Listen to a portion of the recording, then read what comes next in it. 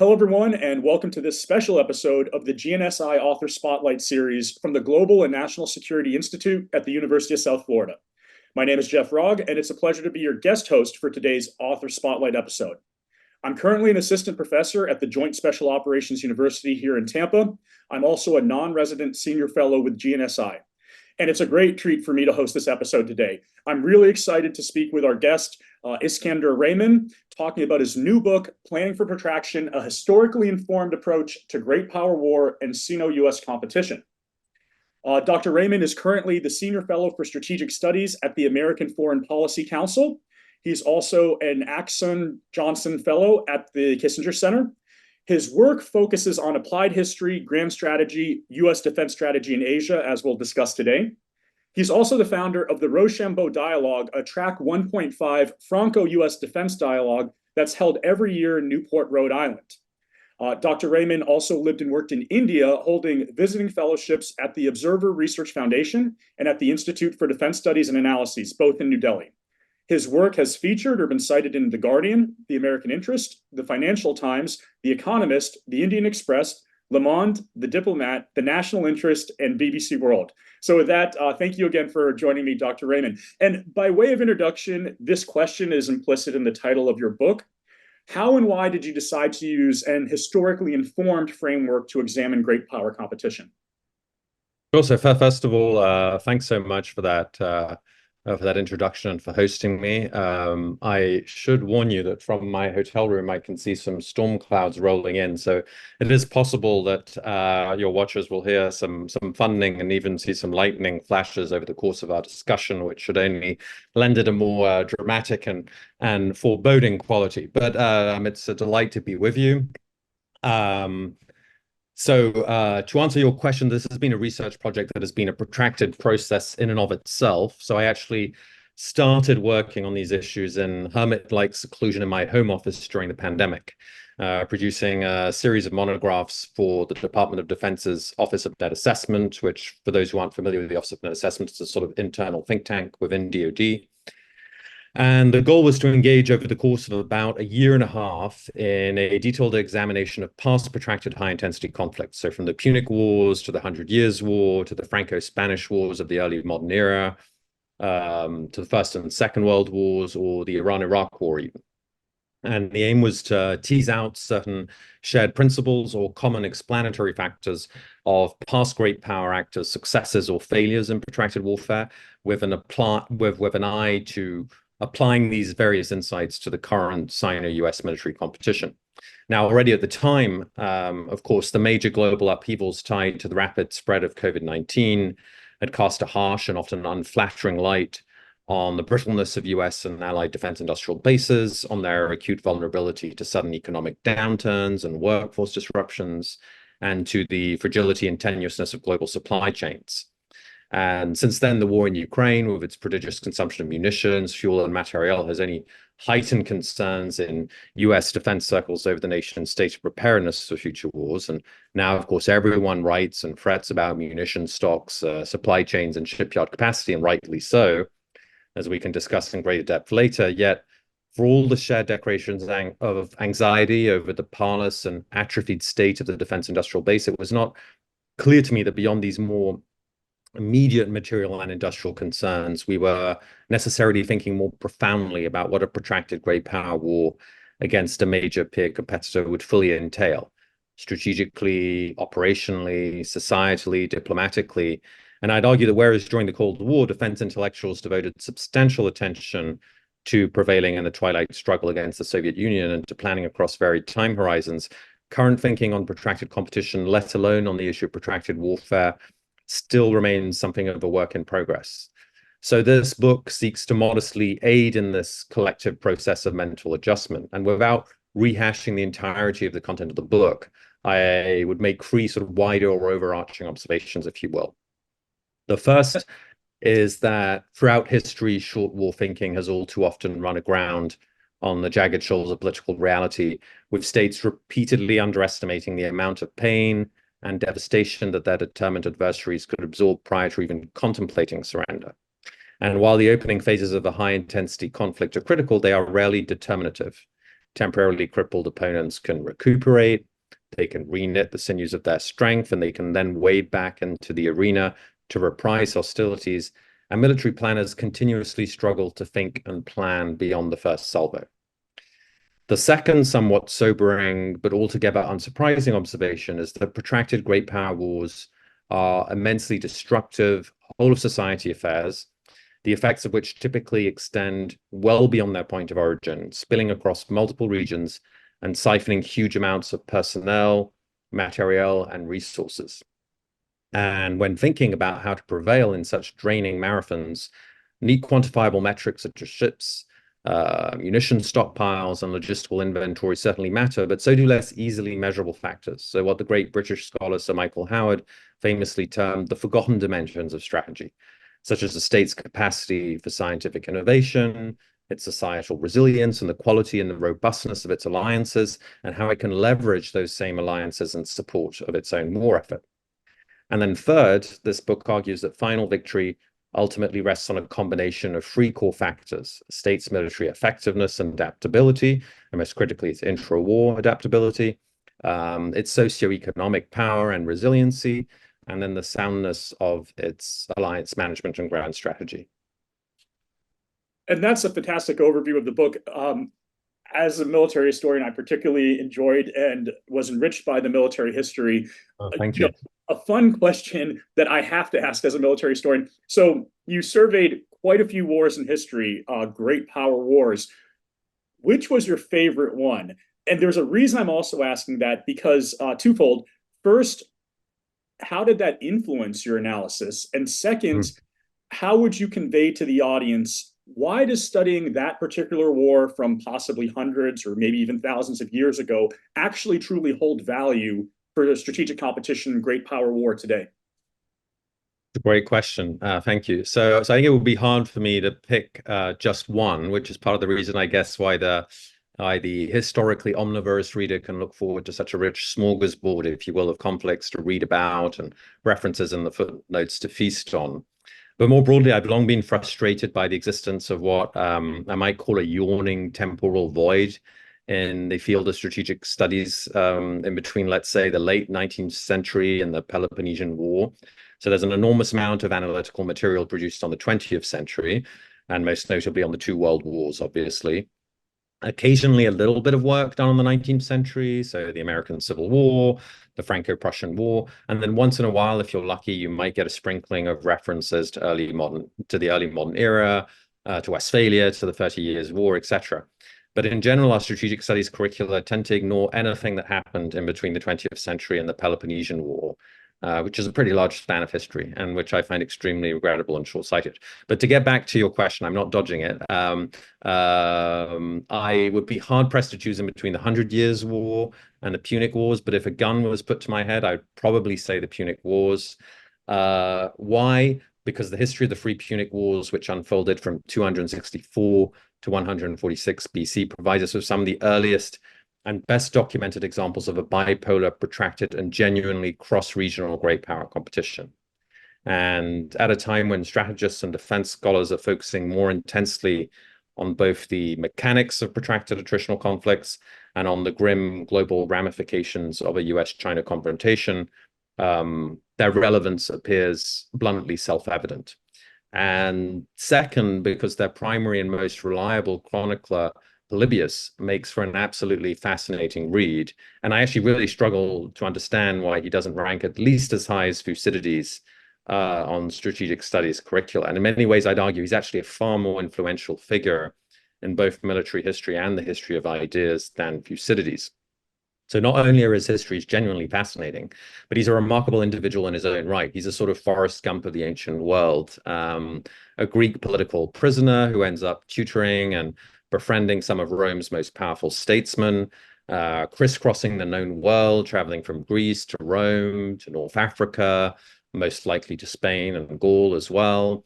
He interviews Roman veterans of the Second Punic War. He tours battlefields. He bears personal witness to the final destruction of Carthage. So just an absolutely amazing life story. And I'd add, for those among your listeners or viewers who have a passion for the intricacies of military strategy, Polybius is your man. So his lengthy and, to be honest, sometimes vaguely tedious digressions on issues such as regimental spacing, camp construction, and fire signaling are also what, in my eyes, make him one of the finest and most historically influential military historians of antiquity.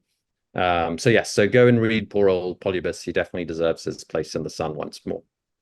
So I'm glad that you actually selected the Punic Wars, because I do think that that might be a good window through which to view Sino-American competition, Sino-American conflict, because the First Punic War started in a dispute that involved alliances and shifting alliances, tenuous alliances, land not directly disputed between the two adversaries, Rome and Carthage themselves. But it then, after the First Punic War, became something of an existential struggle for Rome when Hannibal invades Italy.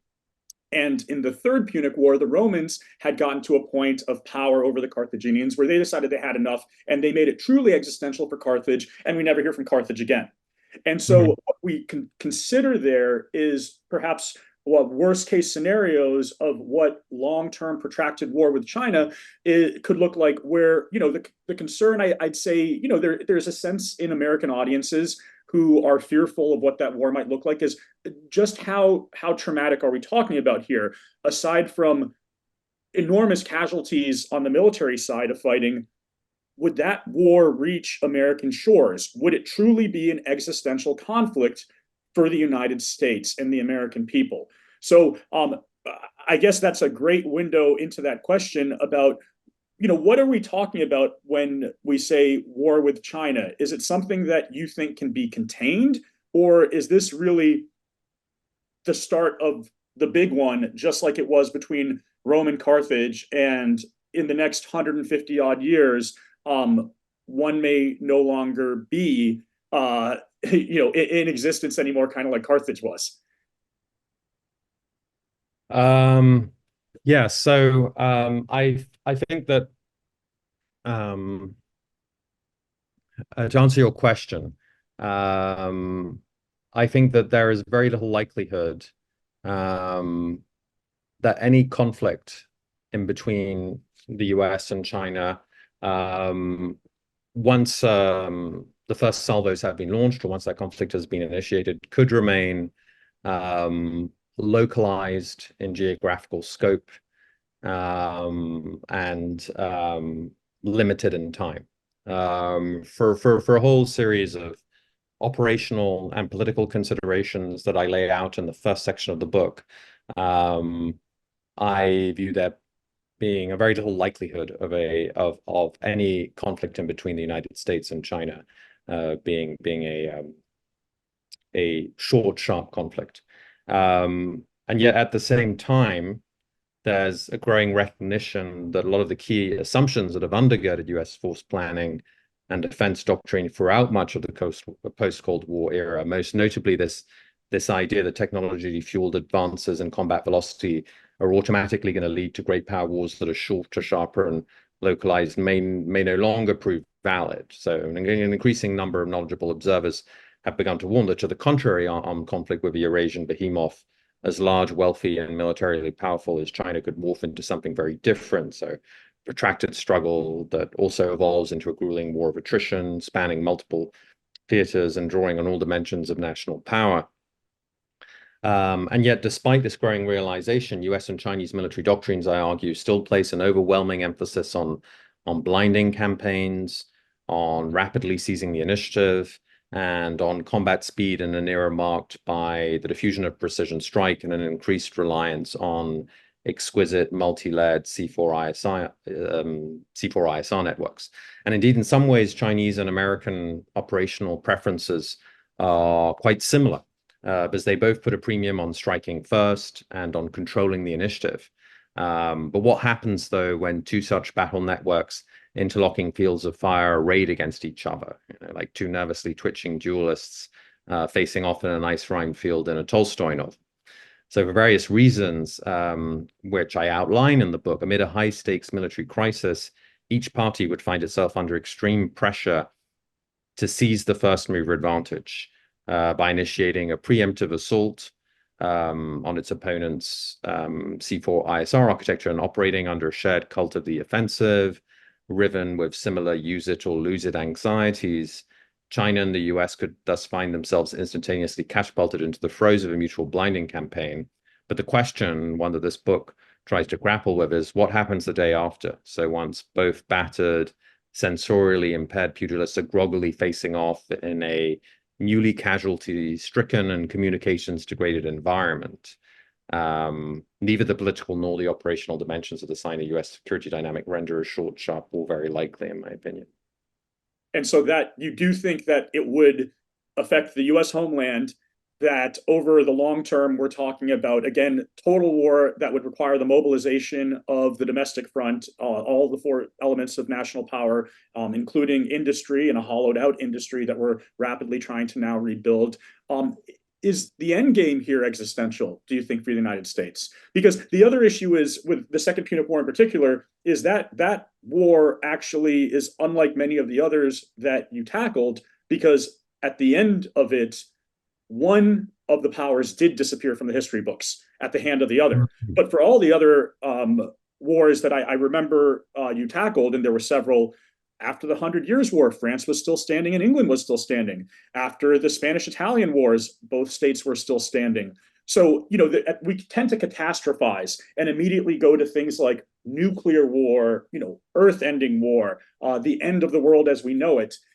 It doesn't seem like you're reaching that far at that level of, again, existential for the United States or existential for humanity. But what you are talking about is, truly a long-term scale of just industrial manpower systems destruction that we're not really prepared for, again, over time and space. Does that capture your argument? Yes, well, in the event of most protracted great power wars throughout history, if the sort of dark nucleus or the root causes of the political tensions between the two great powers have not been addressed, if the moral center of the great power adversary has not been durably overcome, then it's very hard to conceptualize any durable form of war termination. The 100 Years' War, for example, it only acquired its unifying moniker in the 19th century. Prior to that, it was considered to be a staggered series of conflicts in between the French and English kingdoms, in between 1337 and 1453. But it was only with the benefit of hindsight that we collapsed this into one protracted conflict, because we realized that at the end of the day, until the English had been almost completely evicted from France, the root cause of the conflict had not gone away. So in the event of a conflict in between the United States and China, it's very hard to me to conceptualize if the conflict is over, let's say, an existential political issue for the People's Republic of China, Taiwan, for example. It's very hard for me to conceive of any scenario under which the present Chinese regime would agree to any lasting and enduring settlement or surrender in the event of a conflict with the United States, unless that regime faces catastrophic pressure from within. And in many cases, protracted conflicts only come to an end when one of the parties collapses under externally induced centrifugal pressures. So that particular issue of who faces more pressure, who wants it more, almost so to speak, you're portraying that China perhaps has larger interests at stake in Taiwan, which means that the US could choose to disengage from the conflict if it is not as invested in the outcome, say, over Taiwan as China is. In other words, it doesn't have to be a catastrophic, long, protracted conflict if the United States perceives the issue of Taiwan being not in its interest to pursue. But what you're also suggesting, though, is it sounds like it would quickly become an interest in the United States because it's going to hit the homeland. We're going to see, for instance, perhaps cyber attacks. You mentioned targeting critical infrastructure, which will almost certainly result in deaths in the United States. And in the past, whether or not America has gotten involved in wars due to alliances or not, once America has struck itself, Americans tend to be all in. So then that would suggest that it becomes, as you said, in really a war between China and the United States, in which case you might see the pressure domestically having an effect on the outcome. So looking at the issue of domestic resilience, what structural weaknesses does China have currently versus what structural weaknesses domestically does the United States have? Sure. Yes. So I guess to get back just to the sort of opening section of your comments just now, I would argue that in any conceivable conflict scenario in between the United States and China in the Indo-Pacific region, whether it's over Taiwan or Philippines, let's say, or Japan, it's very unlikely that China would eschew targeting US sovereign territory, whether that's in the United States. And so, I point out in the book that, American military planners should not and do not consider the American homeland to benefit from the American continental landmass, let's say, to benefit from any sanctuary status. But one must also remember that, America possesses sovereign territory in the Indo-Pacific in the form of Guam. It has military bases in places such as Japan, for example, and increasingly the Philippines that would most likely be targeted in the event of a high-intensity Sino-US conflict. So it's very hard for me to conceive of any conflict where US sovereign territory would not be affected, them in some way or another. And then the second part of your question, sorry, was about so then if it becomes a war between the two, and yes, as we've seen in the past, the American people become passionately involved when they're attacked, but there is sort of a strategic patience test. Which country, or how do you perceive the balance in domestic structural factors between China and the United States? Sure. So the geopolitical fundamentals of the US's continued primacy remain strong. It's its favored geographical position, its abundant natural resources, its relatively healthy demographic profile, its unparalleled network of allies and bases across the globe. To this, one can add its newfound status as a net energy exporter, the continued dominance of the dollar as the global reserve currency. Its formidable armed forces remain by far the world's most experienced and appear by virtue of their training, command structure, and doctrinal philosophy to be in a much better position to engage in rapid intra-war adaptation than their PLA counterparts. Indeed, because protracted conflicts or extended cycles of action, counteraction, and experiential learning, this is something that is critical, the ability of a belligerent to adapt rapidly and decisively, whether in terms of training, tactics, or overarching military strategy. As is often noted, Beijing has not fought a large-scale conflict since its mediocre performance during the Sino-Vietnamese War of 1979. And in addition, its relative lack of proximity with the world's most advanced and experienced Western militaries has deprived the PLA of the opportunity to sharpen its warfighting capabilities through sophisticated joint training. And indeed, the only experienced and technologically advanced military of which China currently engages in training for high-intensity warfare is Russia's, the general combat proficiency of which has been called into question. Meanwhile, US troops, of course, regularly take part in highly realistic multinational warfighting exercises with a wide variety of international partners. And this provides them with the opportunity, in some cases, to gain experiential learning from their smaller allies' expertise in niche areas. Recent revelations over Beijing's intense efforts to recruit recently retired Western Air Force pilots to serve as trainers only reinforce the fact there remains a qualitative gap in terms of capabilities and training between PLA personnel and their more combat experienced European and American counterparts. Furthermore, the increased politicization of the PLA under the leadership of Xi Jinping. So most notably, the renewed emphasis on ideological indoctrination, which according to some accounts, takes up 25% of new officers' training time. The high-level purges that we've seen within the People's Liberation Army Rocket Force, for example, the empowerment of political commissars.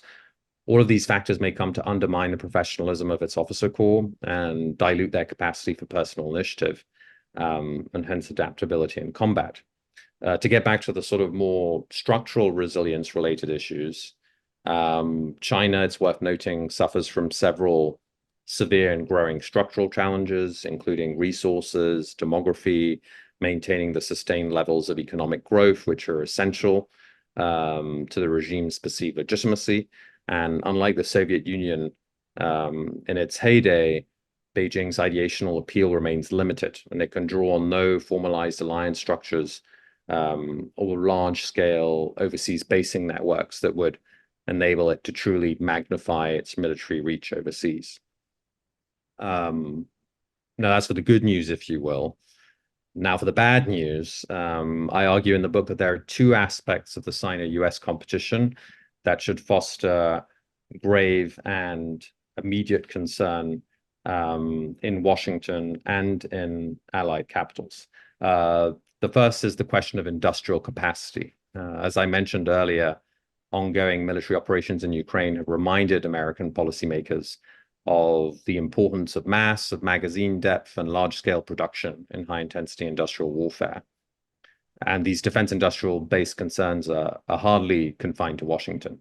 So whether in Paris, London, or Tokyo, allied security managers are all increasingly concerned over the parlous state of their logistical slack capacity, their dwindling munition reserves, and the steady decline in their domestic manufacturing capacity.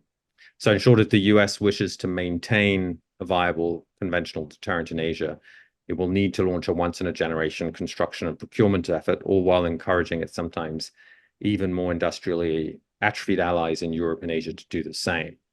And in addition to reinvesting massively in its defense industrial base, its merchant marine, and its logistical enablers, Washington will need to focus on enlarging and upskilling its labor force, so both through accelerating domestic education and training programs, but also via revamped bipartisan immigration policy. But given the level of investments required to even approach the intensity of China's frantic shipbuilding efforts, it's my opinion that the US may need to raise defense spending to well above its current levels. I'm not saying that the US should necessarily return to Korean War levels of defense expenditure, but I definitely think that in the future we may need to think about returning to Cold War average levels of 5% of GDP. And of course, in order to do so, one has to make the case to the American people of why those investments are necessary. I would say that the US also needs to further engage in maintenance or production diplomacy with its closest allies. So leveraging, for example, the more robust shipbuilding capabilities of key allies such as Japan and South Korea by allowing, for example, US Navy vessels to undergo maintenance and arms co-production efforts along the line of the recently signed agreement with Australia, for example, to jointly manufacture artillery shells, rocket systems, surface-to-air missiles, and heavyweight torpedoes. So that's one major concern, the industrial side of the equation. And I'd argue that the second major concern, for me at least, is the evolving Sino-Russian relationship, which I think offers another cause for anxiety, or at least a combination of guarded wariness and careful contingency planning. So, for example, the prospect of Chinese military assets freely ranging from Russian submarine and air bases could severely complicate US and allied operational planning. Furthermore, in the event of a Sino-US war, Russia, with its bountiful reserves of energy and grain, could emerge as China's great continental resource reservoir, which would provide it with the energy and foodstuffs it would require to mitigate the most damaging effects of any putative US-led maritime blockade, for example. So my personal belief is that there appears to be little at present that the US or its allies can do to generate fissures within this rapidly solidifying authoritarian axis. Indeed, both parties appear firmly united in their detestation of the West. They both believe that they have far more to gain than to lose from tightening their security cooperation. Of course, whether this perception will prove accurate over time, especially in the case of the weaker partner, Russia, remains to be seen. But I think that for the time being, what can do is one can try to think through the ramifications of this of the potential maturation of this partnership into a fully fledged military alliance and what that might mean for US force posture and strategy in Asia. I want to return to something implicit in your comments and earlier when you had discussed the Peloponnesian War, because you mentioned the Office of Net Assessment in what was one of the first strategic net assessments in history. The two belligerents, King Archidamus and Pericles, discussed the relative advantages that you almost alluded to in this conversation of the balance between the United States and China. And one of the interesting things was Archidamus said the Athenians to the Spartans, and we can't say that the systems of government are exactly alike, but we like to say in retrospect, one's an oligarchy, one's a democracy. And he says the Athenians are dynamic, they're innovative, things that you sort of spoke about. They have this maritime force. They have the ability to create distance between us through the use of ships. And the interesting thing, as the great classicist Donald Kagan said, is over the course of the Peloponnesian War, it was the dynamic Athenians who became more static and the static Spartans who became more dynamic. And they made the strategic adjustment that the Athenians were unable to make. And more particularly, one of the reasons they did it is because of the Athenian democracy and how great power competition sort of brought out the worst in Athenian democracy. And when you listen to former senior national security officials speak, one of the interesting things that I always hear, and then I also see this among national security professionals, is there's a lot of focus on here's the balance of forces and we need to do this with our industry, and China has cyber, ships, AI, UAS, technology. But then they go back to saying that the greatest challenge we have is our own social resilience, the domestic stability of our politics. And part of that is that national security policymakers seem to have forfeited to some degree the credibility with the American people, or the ability to have a comprehensive long-term strategy to achieve U.S. national security interests. And certainly the wars in Iraq and Afghanistan over the past generation had something to do with that. And you even see that in generational polling today, that the generation that was exposed to, that did the military service during Iraq and Afghanistan, has lost a certain element of belief in the U.S. ability to actually commit to protracted conflict. And you yourself mentioned that this resilience piece is essential. So, as we look at the balance of forces that you outlined very cogently, how would you convey to the audience that may include people who are skeptical of whether this type of protracted conflict is worth it, whether we have the ability to engage in the strategic patience to see a protracted conflict through? How would you convey the urgency of this, or the necessity of engaging in this strategic competition between China and the United States to the audience?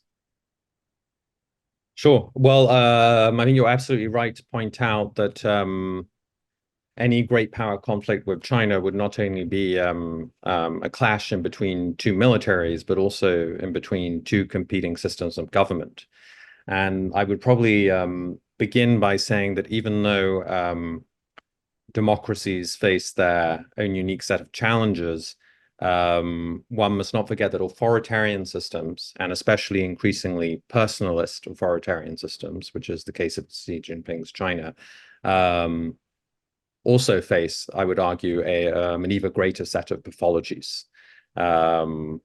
So it is true that in the initial phases of a conflict, authoritarian systems can appear to derive from certain, let's say, tactical or short-term advantages. So, for example, it's much easier to engage in a surprise attack in a closed authoritarian system because of the more cramped and vertical nature of their internal decision-making arrangements. It means that it's easier to engage in surprise attacks.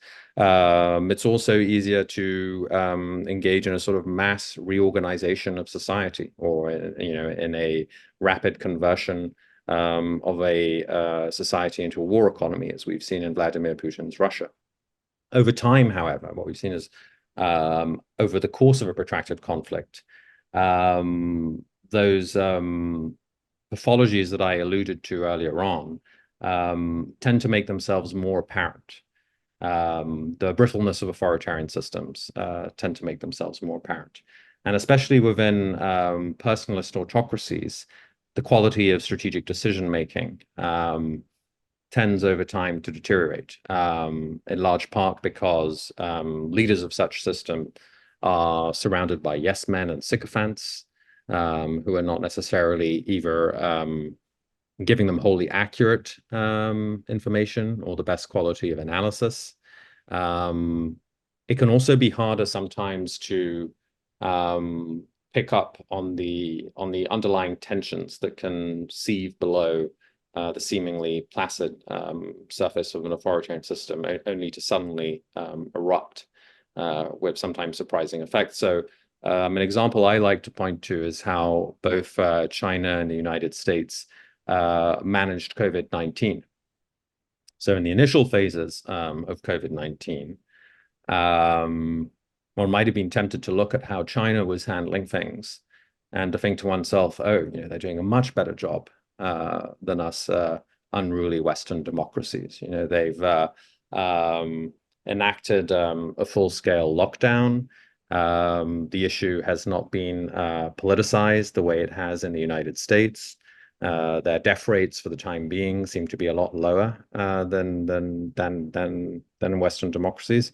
But at the same time, what the crisis revealed was that the United States, for all its internal political divisiveness, and at the end of the day, it managed to produce a life-saving vaccine in record speed to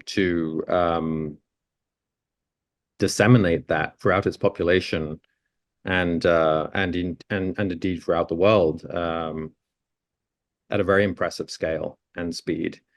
And the Chinese government, after 2 years of an increasingly grueling lockdown, was compelled to make a sudden U-turn in its policy and to switch literally overnight from the most draconian of restrictions to basically an anything can go approach to managing COVID, precisely because of their concerns over the potential for internal unrest. So yes, in the case of the United States, COVID was very regrettably politicized. An enormous amount of people, one might add, died because of that politicization. But at the same time, the United States proved its formidable industrial and scientific prowess, managing to produce an mRNA vaccine at such speed, while the Chinese government, for nationalist reasons, has still refused to accept viable mRNA vaccines because precisely they've been produced by Western powers. So for me, it's a sort of analogy that points to both the strengths and the weaknesses of both societies. Well, so speaking of analogies, it's very hard to discuss Sino-American competition, and you certainly mentioned it, without looking at the Russo-Ukrainian War, and that defied pretty much everyone's expectations because, first the assessment was that the Russians would overtake the Ukrainians very quickly. Then the assessments came in, and you saw very optimistic analyses of how quickly Russia would run out of steam. And then others have been saying that the Russians are waiting for trends that we're starting to also see, which is that strategic patience wearing out, domestic and alliance fissures, both within the United States and between the United States and partners and allies, credibility gaps as far as who has the most at stake and who's going to do what it takes to fight a protracted conflict. Do you think that it is useful to analogize the Russo-Ukrainian war? And if so, what elements would you pull out of the Russo-Ukrainian war and apply to Sino-American competition? Yes, I mean, I think that we're going to be talking and writing for years about the lessons that one can derive from the conflict in Ukraine, whether it's regard to,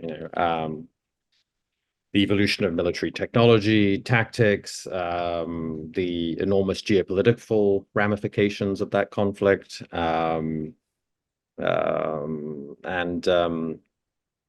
and the strengths and weaknesses that it's revealed both amongst democracies and amongst and within a rapidly coalescing authoritarian axis.